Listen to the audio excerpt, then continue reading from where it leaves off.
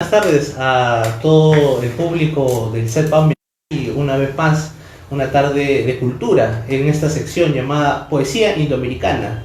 Tenemos el gusto de estar transmitiendo a través de Facebook, pero también nos pueden ver a través de YouTube con el mismo nombre, con la página CEPAM Miraflores. Tengo el gusto de poder presentar a el compañero historiador sanmarquino, ex secretario del Comando Universitario en San Marcos, Juan Diego Herrera, que ha aceptado acompañarme esta tarde a tocar a un personaje y su poesía que yo creo que ha sido injustamente negada por los mismos compañeros. Compañero Juan Diego. Hola, ¿qué tal? Muchas gracias por la presentación, Guillermo, y felicitar, ¿no?, al Comité Digital de Miraflores a cargo del compañero Lindo Moscoso, que tiene esta apertura, ¿no?, hacia los jóvenes del partido que queremos hacer y que él nos ayuda a difundir lo que es aprismo cultural.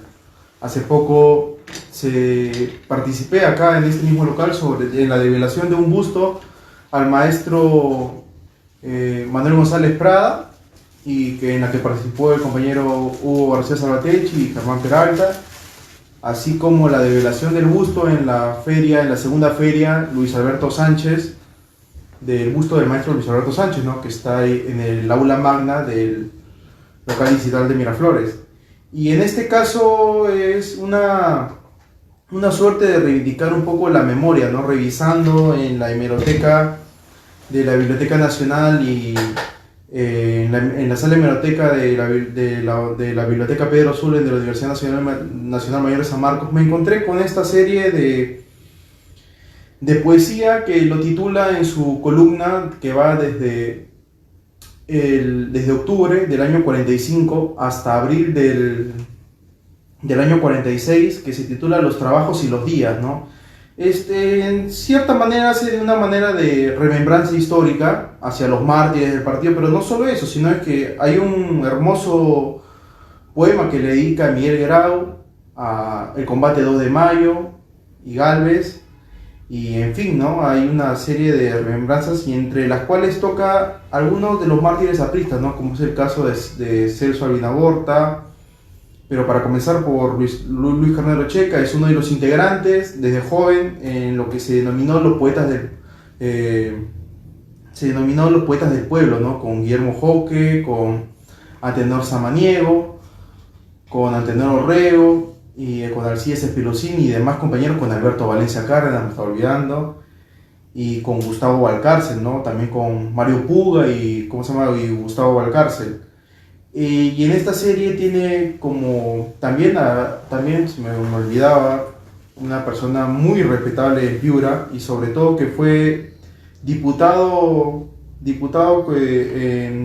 fue representante en la Cámara de Diputados por el Partido Aprista Peruano entre los años 63 y 68, y además sufrió también cárcel y persecución por esta aventura juvenil que tuvo, ¿no?, de enrolarse. Justamente en la poesía tiene mucho sentimiento volcado en el área del martirologio que sufre el pueblo aprista, pero también busca sopesar, busca reivindicar ese gran sacrificio, y lo que mencionas acompaña no solamente a su poesía, sino a su propia vida. Coméntanos hasta dónde llega esta investigación que has empezado. Bueno, la investigación comienza con estos, creo que son 10 trabajos, 6 se dedican hacia mártires apristas, otro sobre Callari, que lo titula así porque es una revista que sale sobre todo en la cuna del aprismo, que es Trujillo, que es una comparación, si uno se pone a revisar la fuente, es un poco olvidada por parte del partido y también por parte de la historiografía, ¿no? Hay una serie de lo que es cultural por cierta parte de los académicos, intelectuales, no quiere ser tocada, pero la revista Sayari es muy fundamental, tiene rasgos donde está la doctrina él lo domina como tiempo, espacio, histórico, ¿no? La doctrina de la Torre, se encuentran 2 párrafos de Manuel Seduane, se encuentra introducción a la sinopsis filosófica del aprismo, y también está, si no me equivoco, el ABC del aprismo, ¿no?, que lo publica Cruz Cobos, Santa Cruz Cobos. y que es dirigido por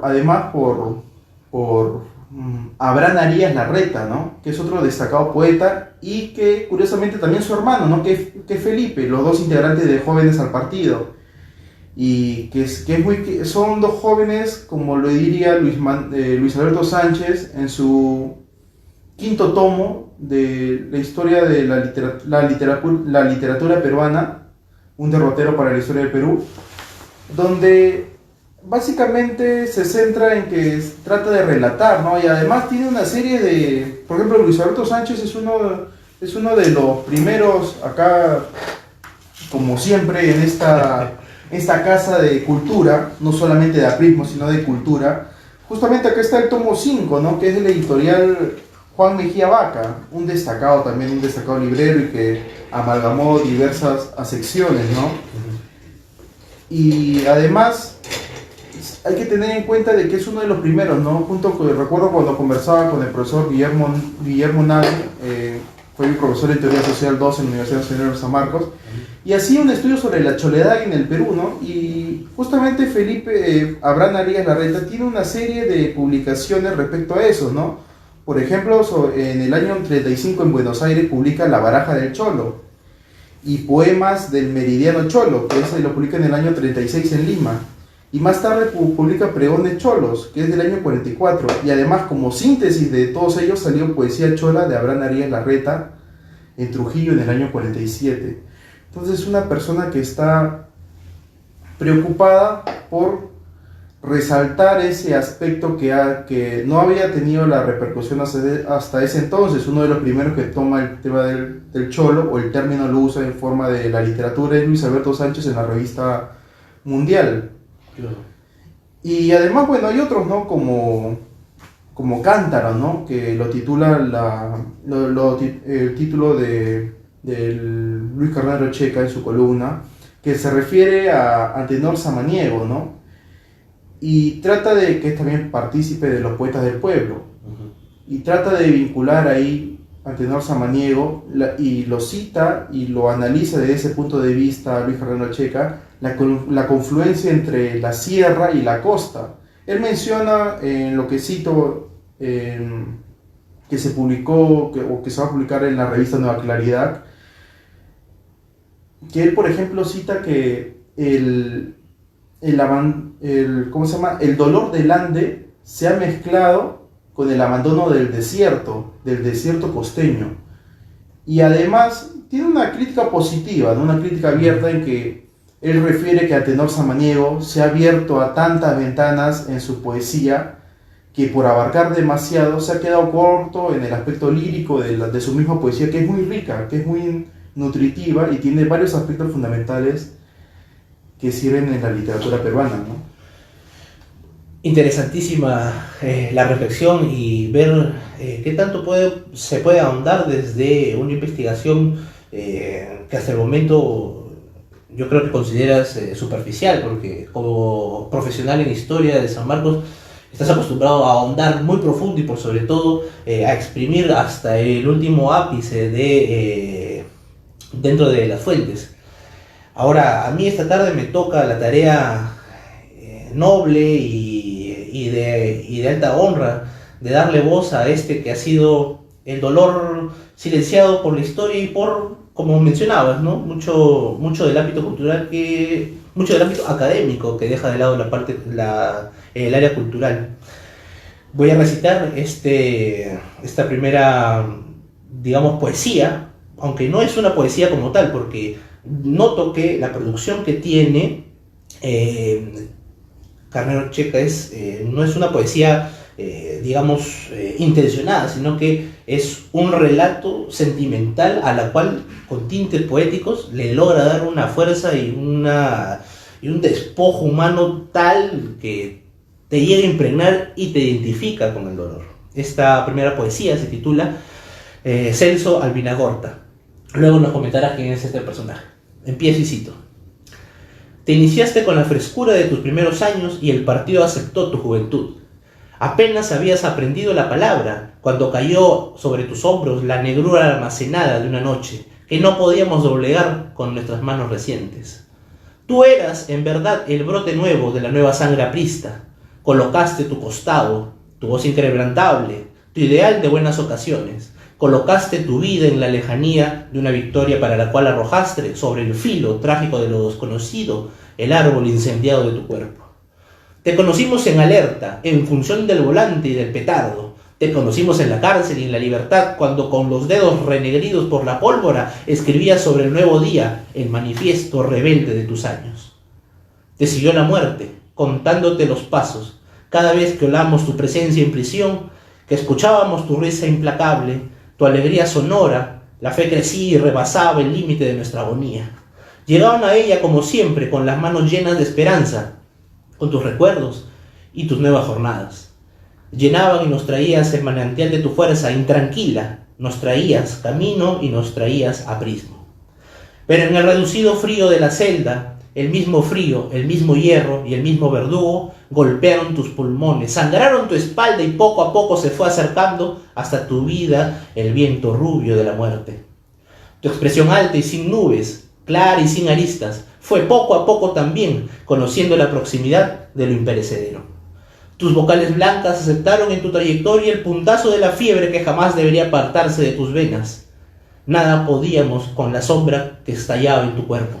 Nada podíamos con la persecución y con el hambre. Nada más que luchar para salvarte. Nada más que amar para salvarte.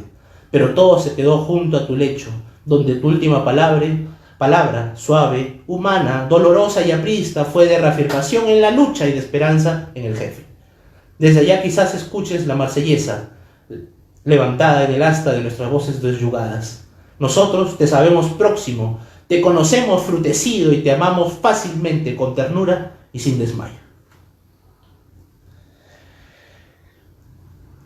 Esta poesía la escribe y se titula Celso Albinagorta. Mi primera pregunta es, ¿quién era este personaje?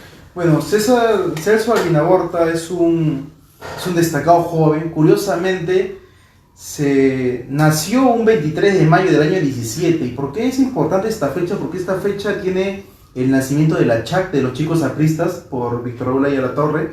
Es el nacimiento del Frente Único de Trabajadores Manuales Intelectuales, la jornada del 23 de mayo por la libertad de conciencia. Y además porque nace este pequeño joven, este joven valiente, que por enrolarse a la Federación Aprista Juvenil Callao, que estaba bajo el comando de otro mártir que se verá más adelante, que es justamente el número 10 de los que toco de Luis Carnero Checa, Manuel Serna Valdivia, ¿no? Que es un destacado y que tiene una frase espectacular para mí.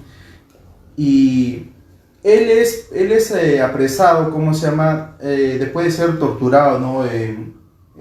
Abril-mayo del 43, en la cárcel del Frontón, durante la tiranía de Manuel Prado Ugarteche, ¿no? Según algunos, el Stalin peruano de esa época, ¿no? Por la persecución contra el APRA y el Partido Comunista, ¿no? Ciertamente.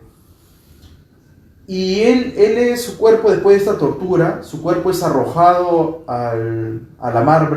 su cuerpo es arrojado al mar, ¿no? Y el cadáver en conversación, recuerdo con Raúl de la Cruz Sotomayor, en paz descanse, ya fallecido, destacado militante también del partido, del Callao, me relató que pescadores de la zona habían encontrado inerte su cuerpo, ¿no? Y que fue entregado a su madre, ¿no? Y quien le dio lo lavó, lo vistió y se enterró con las banderas de la Federación Aprista Juvenil, ¿no? Y nos muestra esta arremetida, esta prontitud de los jóvenes.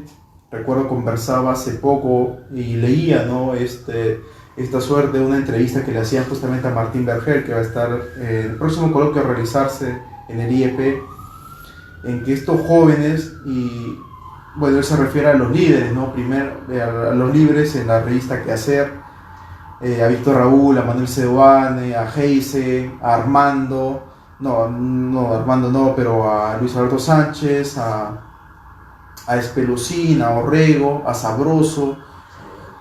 Pero son estos jóvenes que es cuando se funda la Federación Aprista Juvenil, luego convertida en la Juventud Aprista Peruana, liderado por Armando Villanueva, que es su primer secretario general, luego Luis Felipe Las Casas, Humberto Silva Solís, y destacados personajes, también está Luis Felipe Las Casas, y se inmerten queriendo o pensando que con esa juventud de que piensa uno de querer hacer la revolución o pelear porque ve que sus amigos, compañeros, jóvenes indefensos están siendo asesinados. Ya estamos hablando del año 43, pero estamos hablando que del 30 al 40 ha pasado una serie de persecución terrible contra el partido, desde los años 30, cuando regresan los desterrados apristas de Argentina, de Chile, de Panamá, de Nicaragua, de Cuba.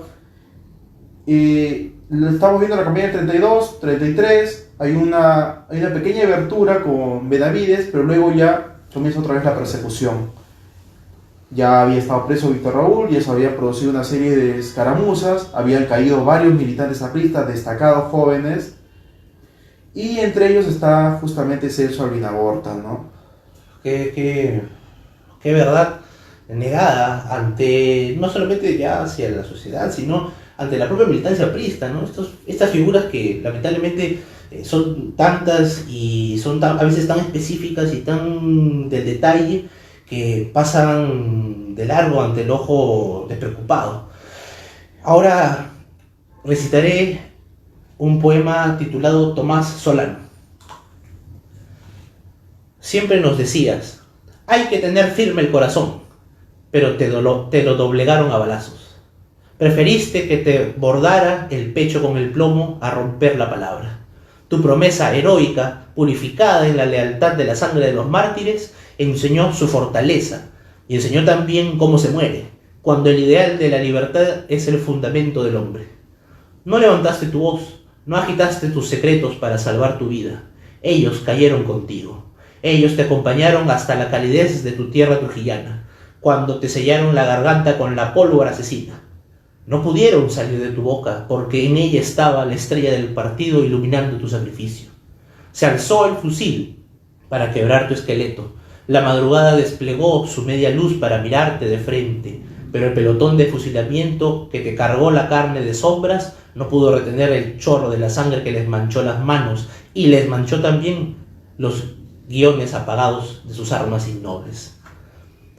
Los que te rubricaron la muerte en el alba, los que te enviaron hacia los muelles lejanos y enrojecidos del misterio, los que te fletaron de desconocido, aquellos aprenderían que los apristas saben morir, como han vivido, limpios, valientes y leales. A ellos los hirió tu caída, a ellos les atajó tu cuerpo, prendido de la mañana que te vio alejarse en el horizonte del martirio.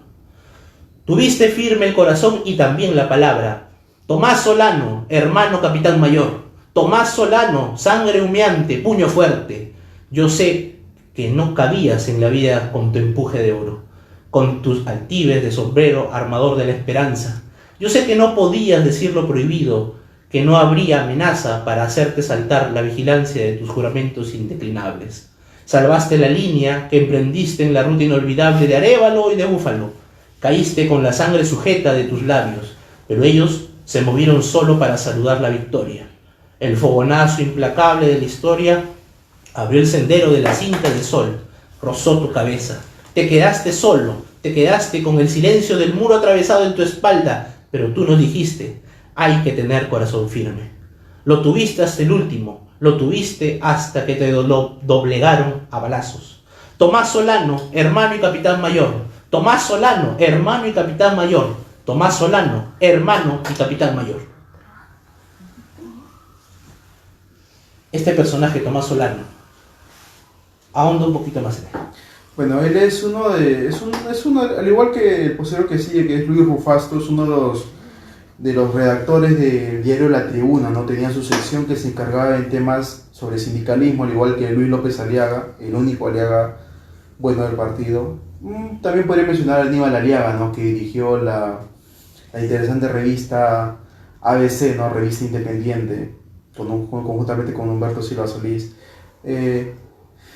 Acá lo que podemos ver es que Luis Carnero Checa ejemplifica él en que no terminó por doblegar, ¿no? Y esto es importante porque en el partido hubo un traidor, ¿no? cuando se producen los sucesos de la ley de emergencia, me estoy refiriendo a enero, cuando se produce el debate 8, 9 y 10 de enero del 32 en el Congreso Constituyente, y donde son desalojados por el ejército del Congreso de la República, Manuel Seoane, Sánchez, Heissen, Esperusino, Rego. Hay un traidor del partido que se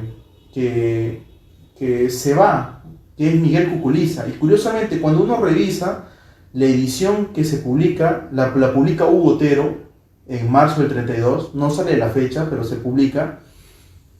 En cada pedazo de del diario La Tribuna, que solamente son 2 hojas, se puede ver una palabra que está en cada borde, que se llama Cuculiza traidor. Se refiere a Miguel Cuculiza, que fue un representante de Ayacucho por parte del Partido Aprista Peruano, y cómo por defender su vida o por defender sus intereses, que él creía que era lo correcto, traicionó al partido.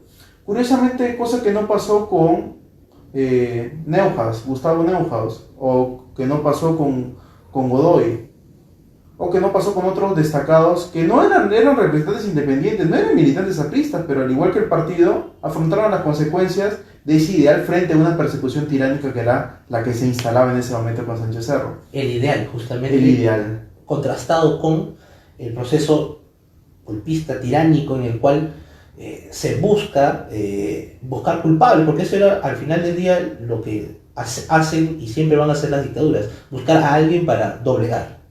Exactamente.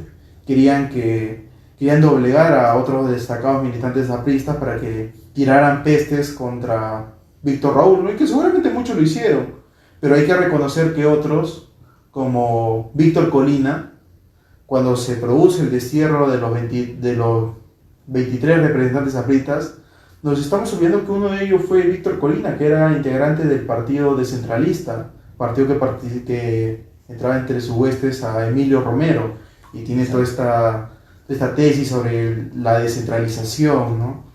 Y es destacado que el actuar de Solano es que no se doblegó, luchó y falleció en ello por un ideal de justicia. Yo recuerdo cómo se llama un poema que escribe Adrián Garnel, Episodio de la Revolución Aprista el año 36, en la revista Claridad, donde los oficiales le dicen, ¿no? ¿Cómo se llama? Le dicen,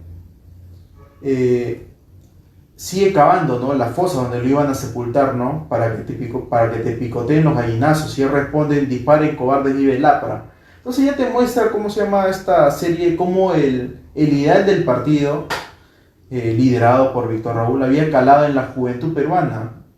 Ese término, cobardes.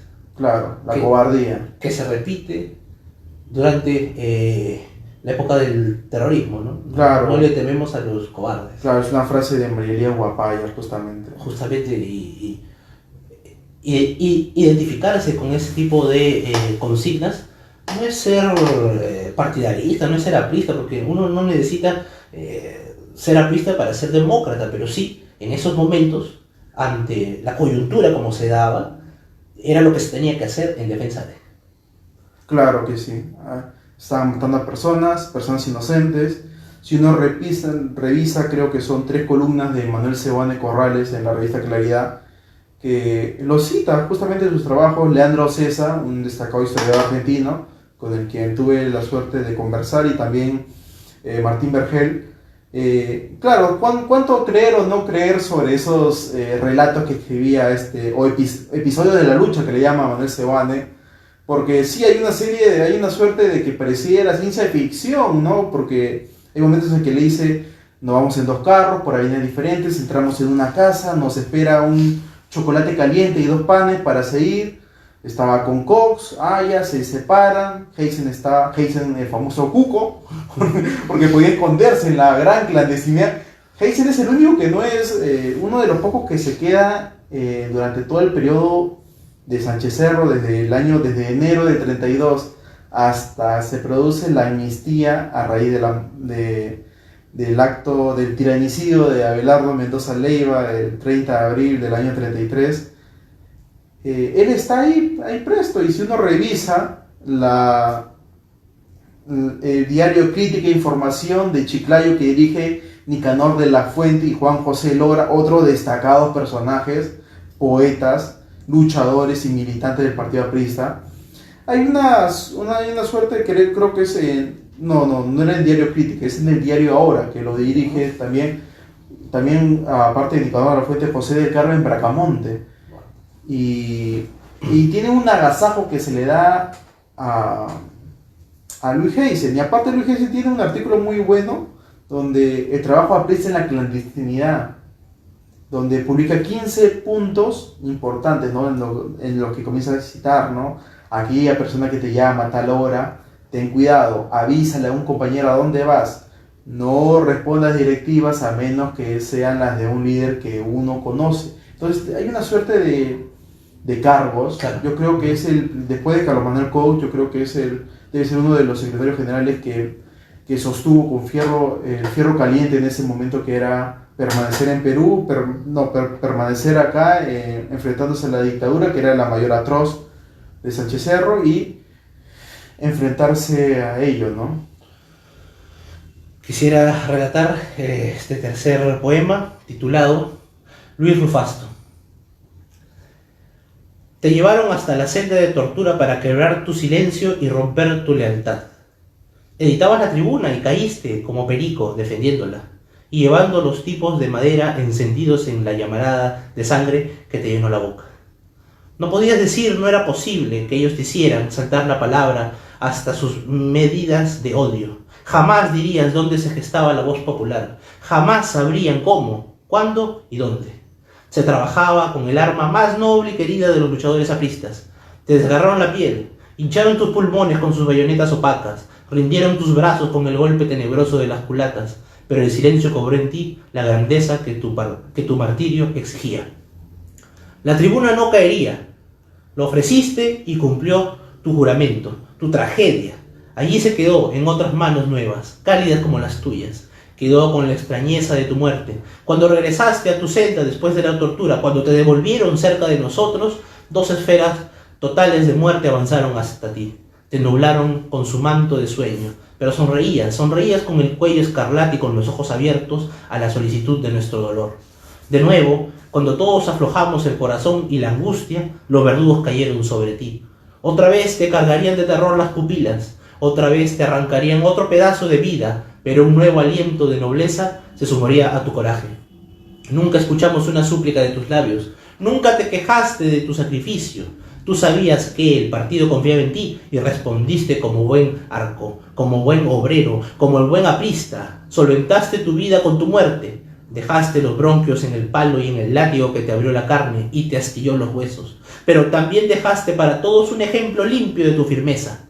El trabajo nocturno del odio, del golpe, de la amenaza, te condecoraron de luz y de misterio. De aquel misterio de donde marcha el respaldo de nuestra causa y el sostén de nuestra lucha. Esta poesía claramente, otra vez, toca esta persecución, esta hazaña, esta vez en la carne de Luis Rufasto. Coméntanos también un poquito sobre él. Bueno, de Luis Rufasto sí no he podido encontrar mucho. Sé que era un editor del diario La Tribuna. Se podría decir que también que era un canillita del diario La Tribuna, ¿no? Que se encargaban de repartir esta especie de pan caliente, como se le denominó después. Eso también. Poco se habla de los canillitas. Claro, sí. Bueno, justamente en el evento que hizo la doctora Marinés Valdivia, una de las ponencias justamente era de Martín Vergel a propósito del rescate canillita, ¿no? Y él comentaba y cómo a raíz de manifestaciones, de conversaciones que había tenido Humberto Silva Solís y Pablo Silva Villacorta, otro destacado pensador del partido, otro destacado militante, cómo se encargaban de repartirlo en su juventud, ¿no? En la clandestinidad sobre todo, ¿no? Porque hay que recordar que era una hoja con 2 caras. Eso uno si quiere puede revisar, está Hay algunos ejemplares, la mayoría creo que se encuentran en la sala de hemeroteca de la Biblioteca Nacional, otros lo pueden encontrar en el Instituto Ribagüero, también hay cartas al respecto sobre ello. Pero sí, en esta figura de Luis Rufato es una de las personas, al igual que como dice, Caíste es igual que Perico, otro es acá, hay que buscar, ¿no? Hay que hacer esa especie de estudio que recordaba, conversaba con José Carlos Medrano, un amigo, y esta especie de microhistoria en la que se traslada, ¿no? Ese trabajo de clásica obra monumental, El queso y los gusanos de Carlos Gisburg, o los trabajos de Levi, ¿no? Sobre microhistoria, ¿no? Pequeños, esta especie de que recuerdo el homenaje que se le hizo, en el que tocó discertir palabras a Armando Villanueva del Campo en la presentación de Una vida agónica, Víctor Raúl Valle de la Torre, en la que una de las personas que tomó la palabra, justamente el libro, por supuesto, me estoy hablando de Eugenio Chan Rodríguez, y un texto muy bueno, que incluso las notas son fundamentales y tiene unas bellas imágenes que son de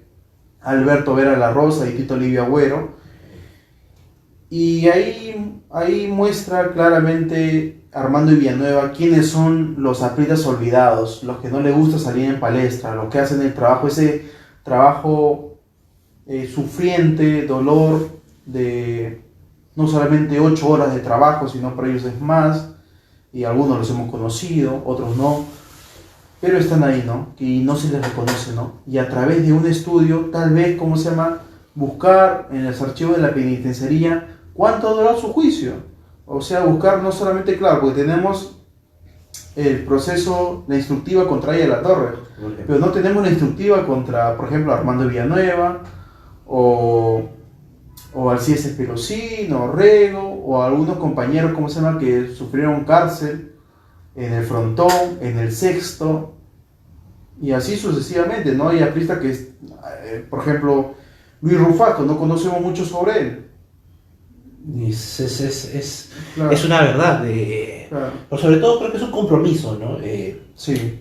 La militancia, ya no digo en general, sino aquella que está dispuesta a evocarse en la labor de investigación, es necesario rescatar estos pequeños detalles para que no caigan en el olvido y por sobre todo para que no se desperdicie este máximo sacrificio. Terminaremos con José Barreto. Es una poesía también, digamos, de mucho sentir. José Barreto. Hermano de sol a sol, de orilla a orilla de la muerte, a todos te diste como si fueras la mejor oportunidad de la mañana para recibir la luz. Nos acostumbramos a tu posición frente al aire que no te negaban. Cuando la libertad te acariciaba tiernamente con la cortedad de su existencia, cuando volvías del hierro hacia la esperanza estable de los tuyos, colocada de nuevo lo mejor de tus años y lo mejor de tus esfuerzos al lado de nosotros. En la extensión de la patrulla que fijaba en las noches la voz del corazón, nadie pudo derrocar de tus manos la fe que sostenías con tus pulmones, conságrados a la lucha. Nadie fue capaz de suprimir de tus años la lealtad inmensa de tu juventud. Solo tus bronquios amoratados por el golpe, sujetos a las cadenas del ahogo, de la asfixia que te fijó el cemento de los muros insaciables, solo ellos te volcaron la sombra, en los labios inmóviles que cruzaron la estrella, la madura violencia de la aurora que no alcanzaste nunca.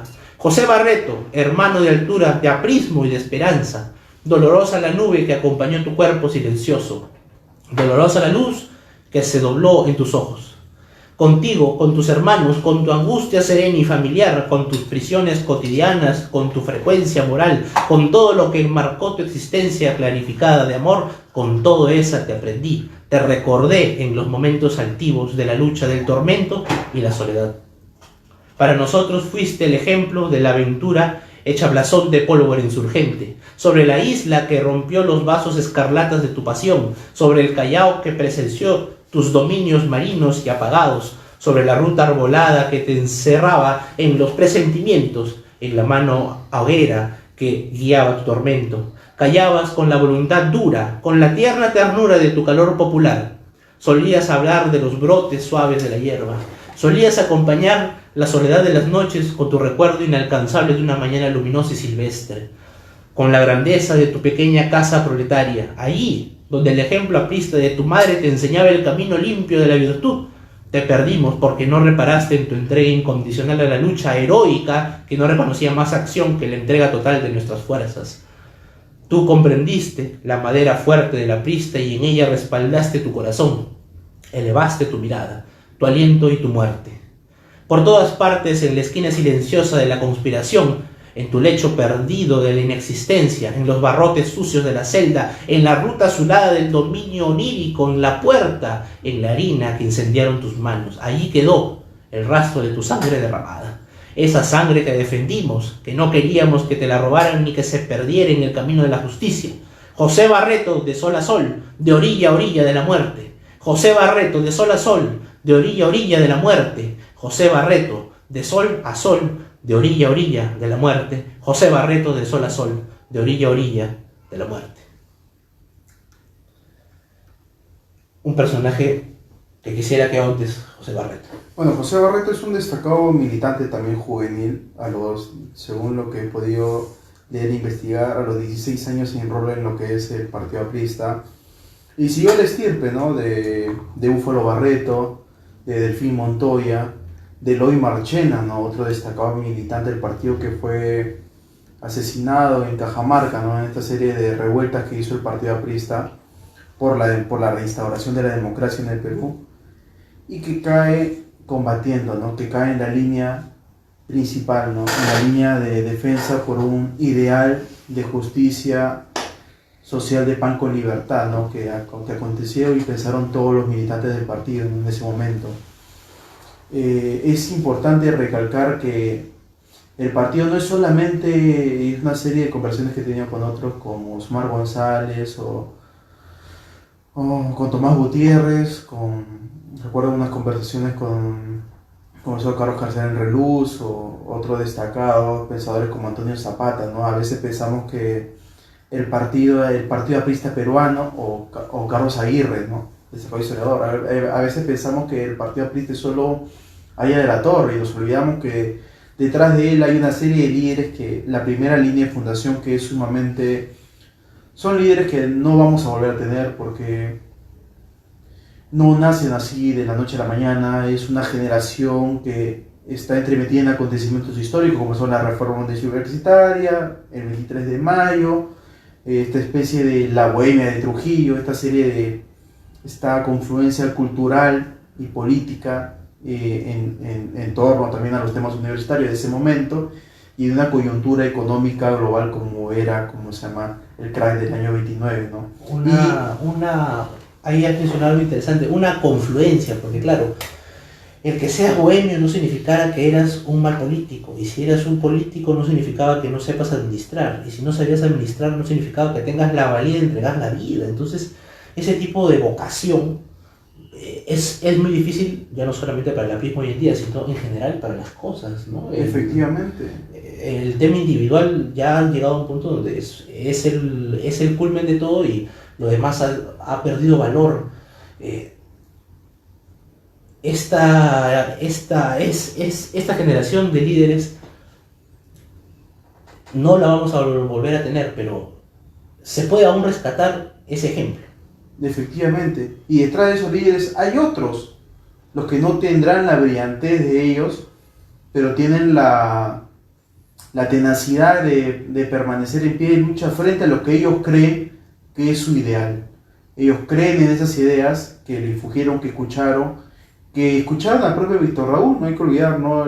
Sus discursos en la Plaza de Toros de Hacho, su discurso el 13 de noviembre del año 33, después de cuando se reencuentran, ¿no? Y tiene una serie de discursos Luis Heichen y Manuel Seoane, sobre todo muy bueno, ¿cómo se llama?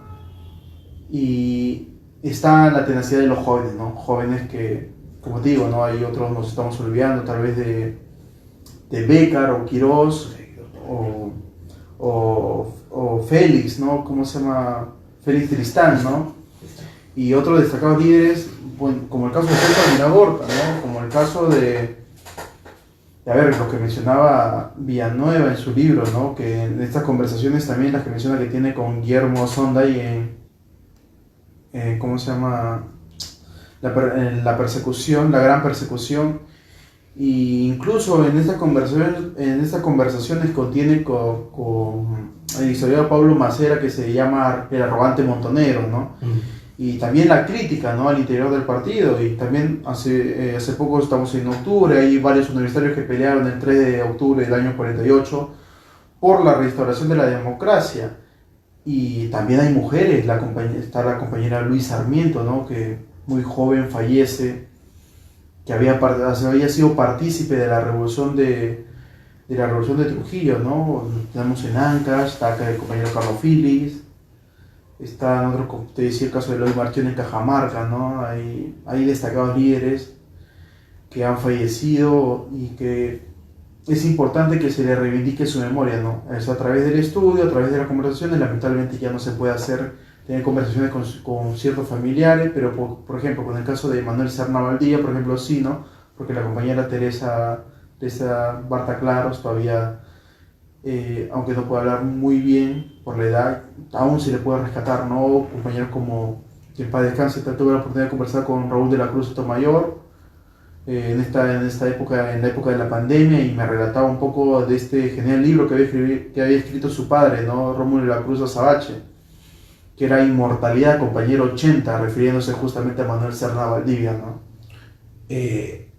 Justamente has mencionado uno de mis poemas favoritos, a los que lo he descubierto, y cada que lo leo me rememora, y con este cerramos, te lo prometo. Manuel Serna Valdivia. Hoy se cumple un nuevo año de soledad y de recuerdo. Un nuevo año que duerme Serna Valdivia entregado a la gloria de su libertad eterna. Un nuevo año que yace perdido en la pureza de los ritos submarinos. Por eso hoy la juventud aprista peruana rinde su más extrañable, apasionado homenaje al compañero que repartió su vida en la brillante superficie del mar. Para darles la mano, firme y noble, a los compañeros que acumulaban días de lejanía en el corazón. Cuando su barca sencilla y sin retiradas colocaba ya su proa encendida en la dureza de la playa insular, como un golpe dorado de muerte, lo alcanzó la inmortalidad. Próximo a la palabra ansiada de los suyos, de los nuestros, su boca se llenó la sal, de azul, de amargura y de plomo, lejano ya de la vida, ausente de la luz, brota su ejemplo como si en el centro de la tierra crujiera la chispa primigenia de la vida. En el momento que los valores retiradas colocaba ya su proa en vigencia en nuestra patria, Serna Valdivia, soldado reciente del partido, ennoblecido por la lucha y el sacrificio, colocó su cuerpo y su esperanza en gesto de almirante de la libertad y se lanzó a la empresa de arrebatarle a la prisión unos cuantos condenados. Pero frente a él estaban los fusiles, desafiando la aurora presentida. Frente a su coraje estaba el muro de pólvora que a la mano del crimen había levantado para apagar la vida. Frente a él, la rotunda negación del alba. Las balas rompieron su perfil de capitán. Las balas dominaron su pupila con la llama del plomo, pero no rompieron el tronco inaccesible de su valor y de su pureza aprista. Su ejemplo heroico, su sacrificio, son la voz de toda la juventud peruana que no teme a la muerte cuando sabe que sobre ella se levanta siempre altiva, brillante, triunfadora, la vida, la libertad y la justicia. Manuel Serna Valdivia. Coméntanos un poco de él. Bueno, Manuel Serna Valdivia es un destacado militante, además, porque fue secretario de la Federación Aprista Juvenil del Callao, en esta suerte de dictadura que le tocó afrontar una vez más al partido aprista, y él muere en el año muere en el año 40, en la época de la dictadura de Manuel Prado Garteche, con quien el partido aprista después va a tener que pactar, ¿no?, para lo de la convivencia, pero eso no es el tema de ahora. Y es un destacado joven y tiene una frase muy interesante que cuando su mamá le pregunta para que realice una actividad, él le responde: no mamá, el partido está primero, la gente tiene que saber que el APRA está viva, existe, que está viva. Y esta era la respuesta que le daba frecuentemente a su mamá cada vez que la militante también aprista, ¿no?, Blanca Valdivia de Serna, le pedía que cenara o descansara de salir a medianoche, ¿no? Y justamente repartía, ¿no?, este pan caliente que era la tribuna clandestina del partido. Esto según la versión acompañado justamente del que recitaste primeramente, que era Celso Albinagorta, ¿no? Félix Tristán, que lo mencionaba también hace poco.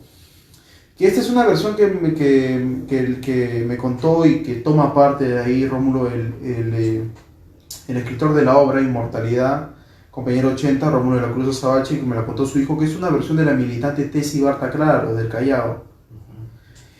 Y en una conversación que tuve con el hijo de Rómulo de la Cruz Azabache, ¿no?, que es Raúl de la Cruz Sotomayor, que me comentaba que en esta especie de sufrión que había sufrido su padre, en la que se entrevino cárcel y torturas y vejaciones, que las pasó en el Frontón y en el Sexto. Él cuenta que, como leía de Pedro Muñiz, uno de sus artículos, de que la cárcel se convirtieron en verdaderos ateneos para los apristas. Incluso hay una anécdota muy interesante, que un compañero aprista está fumando en la cárcel y se le acerca uno mayor y le dice: el aprista no fuma, y agarra y apaga su cigarrillo, ¿no? Tienes que estar atento a la lucha, le contestaba, ¿no? Y me comentó, ¿no?, que esta estirpe mochera de su padre, como el apodo que le decían el mochero a Rómulo de la Cruz Azabache, se cimentó no solamente en los escritos apristas, sino también en el arte del burilado, ¿no? Este dibujo, pintura y por supuesto en la poesía. Esto lo podemos revisar si uno lee cómo se llama la famosa revista que se editaba, Frontón, en los años de la dictadura de los años 40, y donde hay algunos artículos espectaculares de Skerrilov y Antenor Reu y Lucho Felipe Las Casas, ¿no? Y hay unos aspectos donde se le maltrata y se le decía a no tan famosa cárcel de Satipo, ¿no?, donde sufría el sol y la carestía del hambre. Pero son justamente burilado y poesía. Podría ser un joven cualquiera hoy en día que dedica su tiempo al arte, a expandir ese lado tan humano, que en esos momentos, ante la situación, se veían, claro, no en la obligación, porque claro, ¿cuál era la obligación más allá? Era entregarlo todo por ese ideal, y por sobre todo, como decía, arrancarle, rescatar almas que en la Mar Brava se veían ir, rescatarlo y llevarlos hasta la costa, ¿no? No solamente la aventura, sino el pensar en que algún compañero me va a necesitar ahí, y ahí voy a estar para poder responder a su llamado. Claro, Manuel Serna Valdivia es uno de los casos justo que mencionaba en la Mar Brava, que es del Callao. Unos aspectos interesantes y anecdóticos y que merece todo el aprecio es que justamente él participa de un intento de fuga desde el Frontón, pero no se llega a esclarecer cómo él termina siendo asesinado, y lo único que se rescata es su camisa ensangrentada que es enterrada, porque su cuerpo nunca se encontró. Y su madre y sus familiares entierran los restos, parte de la ropa y de la camisa, lo entierran en un cementerio del Callao. Y justamente vemos esta vejación porque, si no mal recuerdo, recogía de una versión que había rescatado Hernán Hurtado Castro, destacado arqueólogo, y con Luis Cabrera, en que habían tratado, creo que la Municipalidad del Callao quería apropiarse de ese terreno donde estaba enterrado justamente Manuel Serna Valdivia, pero con estas actividades y el llamado de atención de estos jóvenes compañeros se impidió ello, ¿no? Y él sigue descansando ahí en el Callao, y nos da esta enseñanza, ¿no?, de que el partido está primero. Ciertamente, ahora en la actualidad, todos tenemos ocupaciones, ¿no? Unos estudian, otros trabajan, y evidentemente no podemos centrar toda la atención en lo que es el partido, pero sí le debemos dar cabida, ¿no?, sobre todo a lo que es, y algo que se debe valorar es que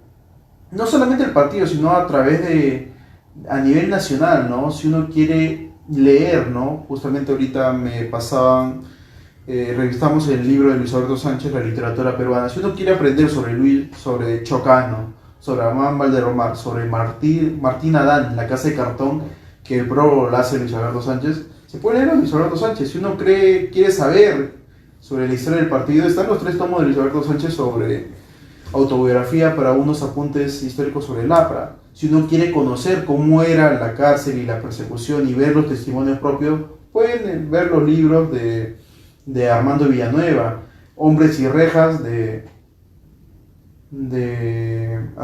Juan Sebane, hermano de Manolo, de Manuel Sebane Corrales.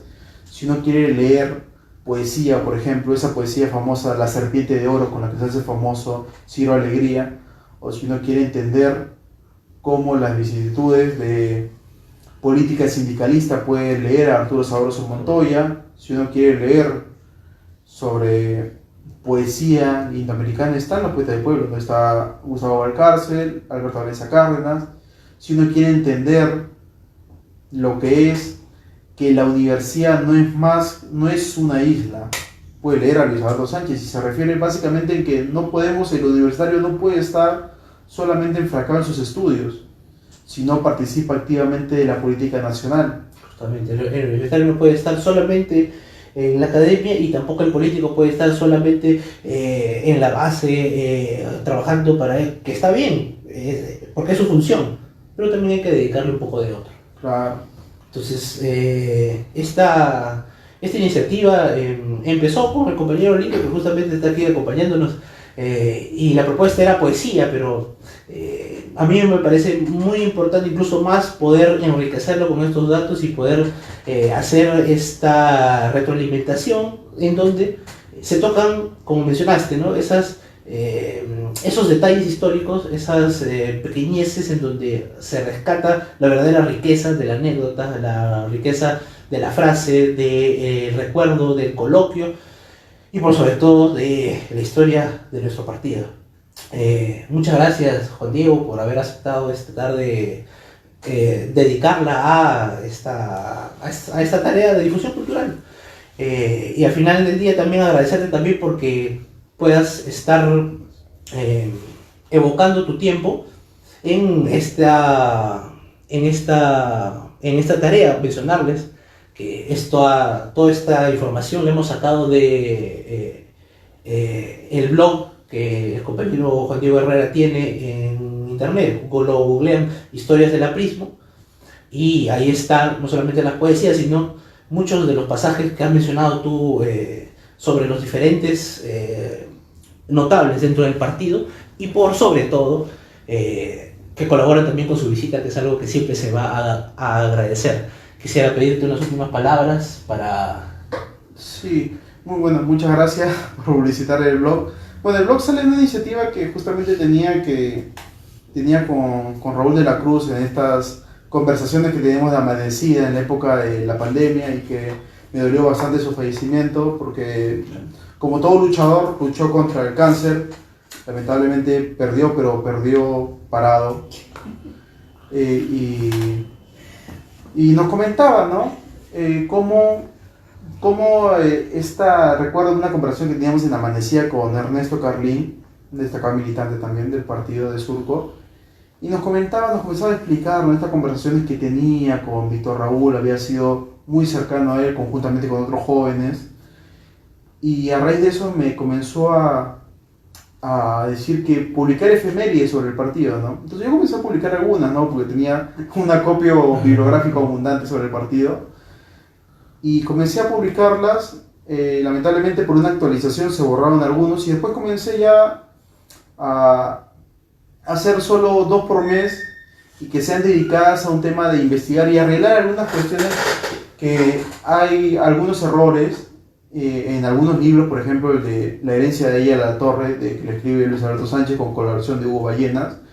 Ahí, por ejemplo, se menciona que son solo 2 artículos sobre la herencia de ella a la torre. Yo investigué y son en realidad 3, que se publican en la revista Caretas, y uno cuarto que lo menciona Luis Alberto Sánchez, que nunca se llega a publicar. Supuestamente la publicación debería llegar para el 27 de diciembre del año 79. No, lamentablemente no se llega a publicar. Entonces es un rescate, ¿no? Y no quiero con eso decir que porque siempre se le ha tildado a Luis Alberto Sánchez de haber cometido unos errores, es entendible, le había perdido la visión muy prematuramente, ¿no? En los últimos años de vida ya, y además tenía el cáncer que la quejaba, y además ha escrito más de 100 libros, así que endilgarle o mostrarle en lustre esos pequeños errores creo que no es lo adecuado, ¿no? Con tan insigne maestro, que hace poco se celebró su nacimiento, ¿no? Y rescatar un poco lo que son los personajes, ¿no? Esta es una una pequeña investigación que hice sobre Luis Carnero Checa y otra que voy a hacer sobre Viajando con Anaya de la Torre, que son 35 crónicas que realiza en su peregrinaje, yo diría, comenzando por Colombia, luego Venezuela, Panamá, Costa Rica y cerrando en Guatemala, ¿no? Y luego su retorno al Perú, que es escrita por Luis Carnero Checa y enviadas al redactor de La Tribuna, que era Humberto Silva Solís en ese momento. Estamos hablando del año 46, si no me equivoco, desde octubre del 46 hasta enero del 47, ¿no? Y además en una época en la que ya justamente sería el año julio del 47 en el que se produciría este encono del ausentismo parlamentario y los tambores de la revolución que efectivamente llevaron a acabar este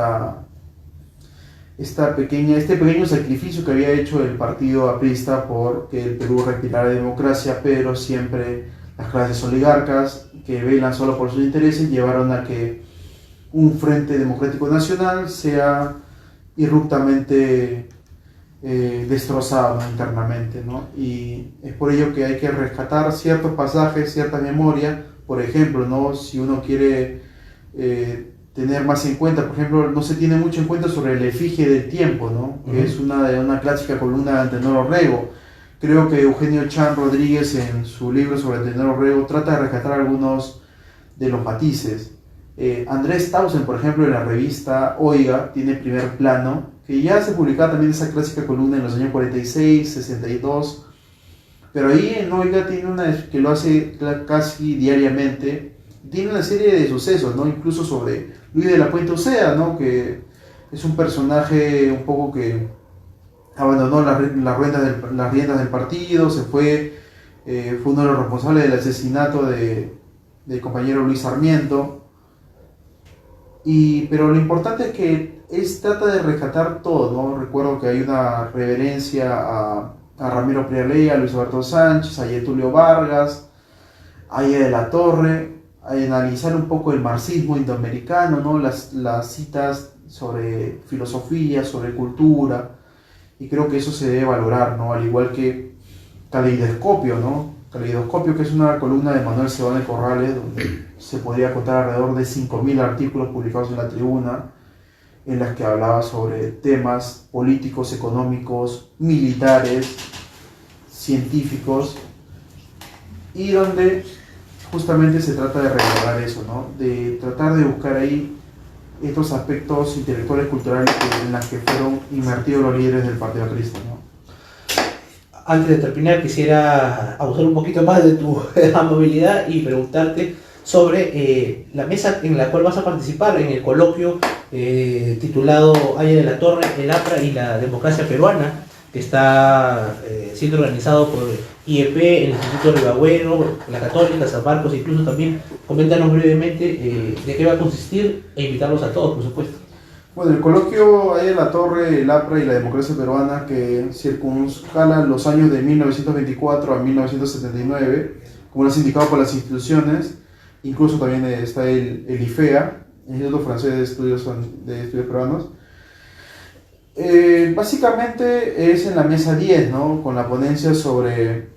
va a iniciar el día 23 en el local de Jesús María del Instituto de Estudios Peruanos, y los 2 días posteriores se van a realizar en el nuevo pabellón de la Facultad de Ciencias Sociales de la Universidad Nacional Mayor de San Marcos. A mí me toca la mesa 10, a cargo de el APRA frente a los ausentismos parlamentarios y los tambores de la revolución, justamente lo que conversábamos, que es sobre una serie de temas que me tocó investigar revisando las actas del Consejo de Ministros y otros documentos fundamentales, ¿no? para materializarlos en este hermoso coloquio que se va a realizar y espero puedan asistir. Por supuesto que estaremos ahí, gratos de poder compartir y también de saber, porque eso es el APRICO, conocer, formarse y avanzar respecto a esta ardua tarea que sigue siendo parte del ideal. Y como siempre lo repito en los grupos y entre los compañeros cercanos, seamos dignos de esto, de la herencia y de la tarea que está por venir. Muchas gracias a todos los que han estado aquí en Facebook y también vía YouTube. Hasta la próxima. Gracias.